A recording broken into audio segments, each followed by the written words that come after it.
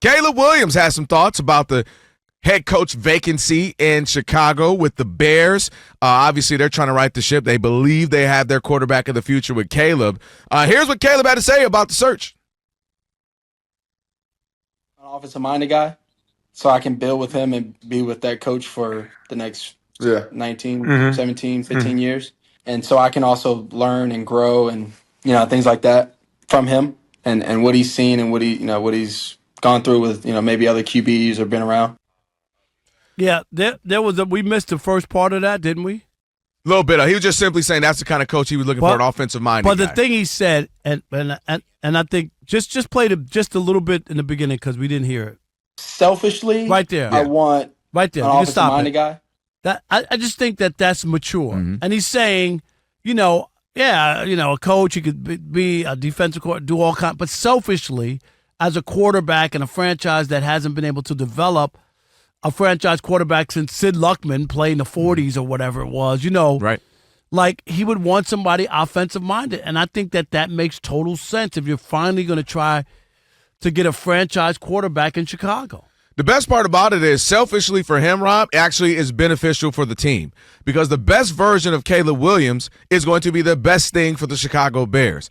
If he is what we all hope or think he is going to be as far as talent, what we saw in college and what we saw flashes of at times throughout the season, then he better get selfish and they better oblige the selfishness, and they know what the Bears need to do, Rob. The opposite of whatever their innate reaction is to do. Because it has not worked them getting coaches who don't know. Like they never get a coach who's forward progressive thinking, who is a Ben Johnson kind of guy, Mike McCarthy. If you look at the quarterbacks who have had a lot of success, and it doesn't mean all. You don't have to singularly have this. But there's a pairing. I was going to say because Daniel Jones didn't have the success when they brought in a guy supposedly but let me add to that. Quarterback whisperer. Yeah, no, I'm just saying. I need a little more whispering in that quarterback. That's what I'm saying. I mean that coach, though. Yeah. Meaning, I need some tried and true. No, Andy Reid. But he got credit for turning around in Buffalo. Yeah, Josh Allen. That's how he got his job with the Giants. I think you'll feel me. Sometimes, if you were hanging around, I won't even go to extreme like a LeBron. If you were hanging around Steph long enough, you might get some credit that maybe it's just Steph. Meaning, Josh Allen, have you seen him? Me and Rob G were talking about the other day, like that borderline man crushing on him. Like, it's absurd. He's 6'6", he's fast as heck. But he had a lot of turnovers early. He wasn't the same guy he is now. So I'm giving Dable some credit, but I'm like, Andy Reid, I can go down the history. Mike Vick could have been the top 5 quarterback of all time if he had had Andy Reid his whole career. He comeback player of the year. Mike Vick looked insane. Donovan McNabb continuously got to Pro Bowls and NFC championships and even a Super Bowl with Andy Reid. Alex Smith looked his best, absolutely. Under who? Andy Reid. Now you got Patrick Mahomes saying there's certain people, this is kind of what I do. And so I'm saying this is who I would be looking for. Someone, even Mike McCarthy.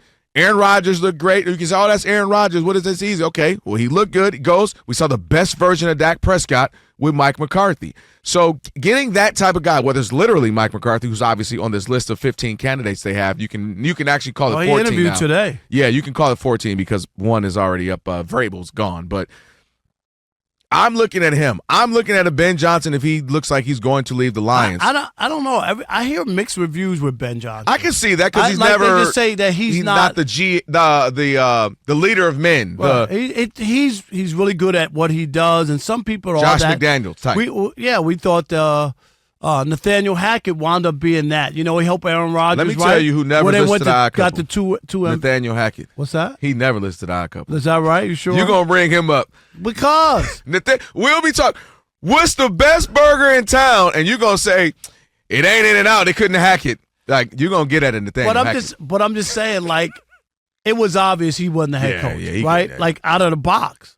So everybody can't be a head coach, but I know people talk to him. Yeah. Right? Ben Johnson's going to get a shot just because of the curiosity of what could be.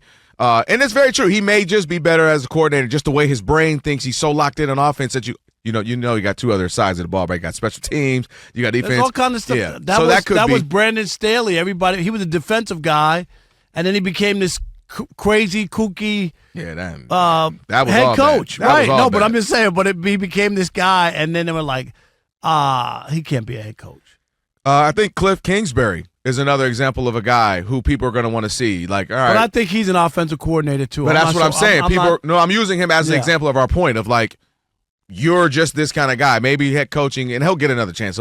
He's too young. Somebody's going to do it. I'll still remember Cliff Kingsbury when he, what was that? Rob G. Kyler Murray threw up the Hail Murray. Yeah. Remember that in the game? And Kingsbury said that Kyler and Mahomes would swap MVPs every other year. Do you remember that? Yeah, and I remember when Magic Johnson said that Lonzo and D'Angelo and Lonzo Ball and D'Angelo Russell were going to take all his records, and they're going to take all my stats. All right, so, Magic, come on up. We love you. We know you love the Lakers, but do you not know who you were? Right. Like, let's not get carried away. Let me tell you, if I want a fan of me, please let it be Magic Johnson. Because he's going to go too far with his praise, Rob G. Am I lying? No, you can get Magic. I'll take Rob Parker. Because when Rob likes somebody, he really likes them. Don't steal my line. You know it. Wait a minute, Rob G. How you going to steal my line on the 405? Yeah. And I told him that. I said, boy, if Rob Parker loves you, he going to ride it till the wheels fall off. That didn't sound right either. But here's the only right. Something ain't right, but I'm still riding it. Yeah. Mary, you can't know where that is. But the only problem, though, is... And I think, do we have the sound of Magic Johnson on your old radio show calling you a different name? Didn't he? Yo, it was the greatest setup ever. Right? I was like, joining the show, Michigan's own, 5-time champ. I'm hyping him up. I'm like, thanks, Calvin.